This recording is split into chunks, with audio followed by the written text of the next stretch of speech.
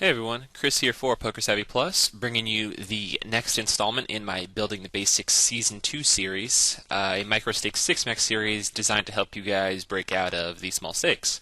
I do apologize for the delay in getting out this video. I know it's been quite some time since my last video, but hopefully the content in this one will make up for the laziness on my part. In this episode, I'm going to be reviewing the 4-table $50 no-limit play of one of our members, ESP Kid, who was nice enough to provide me with some footage. Before we get started, I actually wanted to spend about 5 minutes just kind of going over what this video is about.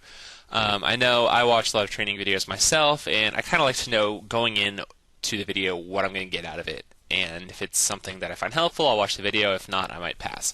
So I just want to give you guys a kind of 5-minute breakdown of what to expect from this video.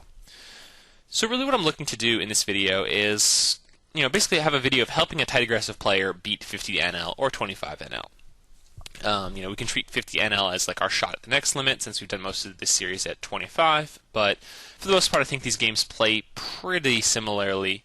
It's been a while since I've, really played them as a regular stake, but, to the best of my knowledge, I don't think these games are too different. So anything we say here can and should still apply at 25 NL. The first thing I kind of wanted to discuss was pre-flop, and I've watched through this video already, and and when I was first doing the recording, I was saying, oh, I think you should open here, I think you should open here, and when I kind of got to the end of the video, I realized that I spent a lot of time talking about individual pre-flop decisions, and to be quite honest, I think pre-flop is overrated. Now, that's not to say that there are certain hands you should not be playing, especially like calling raises out of position. But I think, in terms of raising a certain hand from the cutoff or a certain hand from the button, a lot of it's just going to depend on your overall strategy and your overall tendencies. If you're a tighter player by nature, opening Jack-4 suited in the cutoff maybe isn't, the best idea. And again, if you're not comfortable playing that hand after the flop, folding pre-flop is probably better. So there are a few spots, pre-flop spots, where I do think Hero makes a mistake either by not opening, given the specific player's left act behind him, or the table dynamic.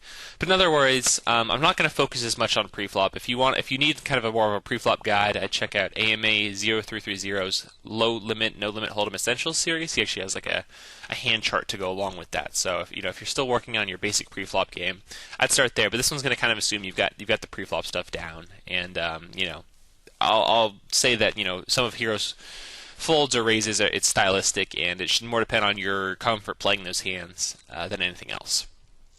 Second thing we're kind of look at is just table adjustments.